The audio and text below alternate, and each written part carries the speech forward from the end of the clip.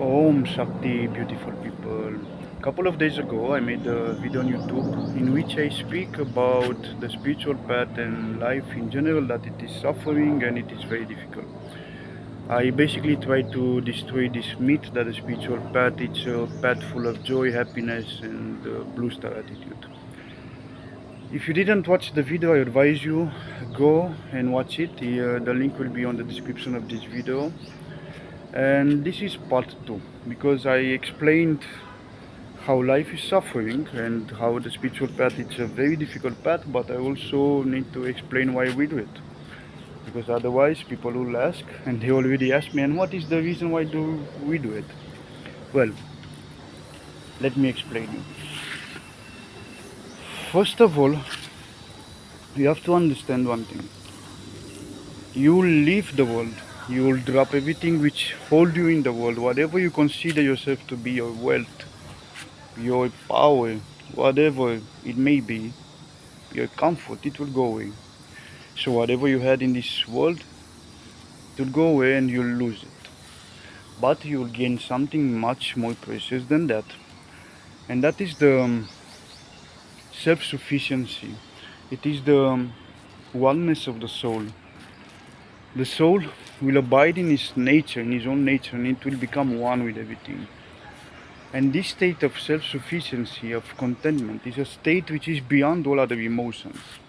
All emotions, love, hate, any emotion that exists happens only in the Maya, in the illusion, in duality, in Dvaita. But in the ownness, in Nirvikalpa, in the truth, there is only one thing, one ownness. So emotions cannot manifest because emotion, you need an object for them. So if there is nothing there, how can you feel an emotion compared to something? So all these emotions will come back to the natural state. The natural state is the state of Satchitananda, of bliss, of oneness. So a new world will open to you. You will not be limited by the physical properties of this physical world, because the mind can become free. The mind is very much stuck in the body because of illusion and ignorance. But once the person goes deep into himself and he realizes himself, or at least he gets close to it, his mind becomes free. He gets the power of the mind, and he will discover different realities, different dimensions actually. You know, the mind is like a quantum computer. It can see many realities at once. We are not aware of that. We think that we live in the third dimension. Actually, we don't. We live in a multi-dimension. The mind can experience different dimensions at the same time. So once the mind comes under your control, then you will be able to use your mind. You will be able to access the past. You will be able to access the future. All the knowledge will be present in you, because if you have everything and knowledge is present in you, what holds you to access that knowledge? Only the limitation of the mind. So once the mind became free, there is no limitation. But again I say, that doesn't mean there will be happiness and joy in the world, because the world, again, it's a prison. For a yogi, the world is a prison. It doesn't give him anything. It takes all the power from him. You know, a yogi, he's just waiting for his body to drop so he can go with his soul wherever he wants. So life itself will become suffering. The spiritual path is suffering, because once you drop all this attachment that you had all your life, of course it will be painful. It's not a easy or a pleasant experience. But once you clean the garbage, then you can see the wealth that you had it inside of you. So this is what I wanted to explain, that people confuse spirituality with craziness.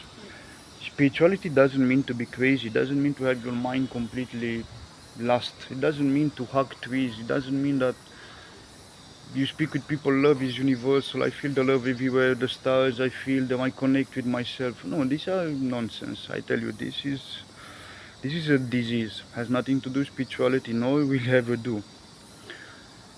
So, in order to avoid this stupidity, this myth, this current myth, people have to, again, study the Shastras, and you will see exactly what I have seen, what I have said. It's written there. Life is suffering. The spiritual path is not pleasant. It's difficult.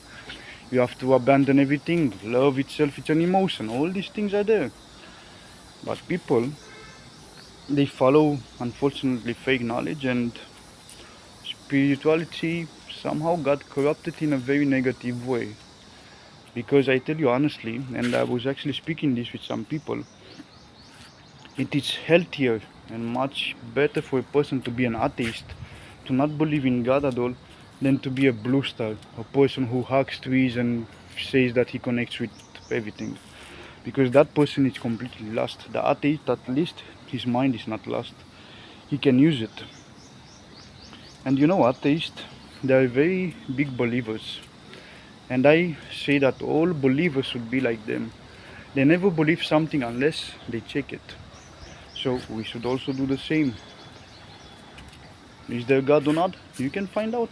Check, meditate, go deep into yourself, you'll find out. But you'll definitely not find out if you confuse the truth with some emotions of happiness or love that you might feel when you go in the nature or you listen to music. This is called avidya. So be very much aware of this, and if you want to go on the spiritual path, do it fully. The time is right. You have all the support, the knowledge is available more like never. Imagine 100 years ago to get the knowledge that you can have it now on YouTube, on Google. It would not have been possible. Of course, now it's a lot of garbage in this knowledge, but if you use your mind a little bit, you can select what is good and what is not. So if you enjoyed the video, please don't forget to subscribe and like the video. And you can see part 1 of the video in which I explain why life is suffering and how Buddha said it and all these other things. You can see it on the part 1 video. Om Shakti.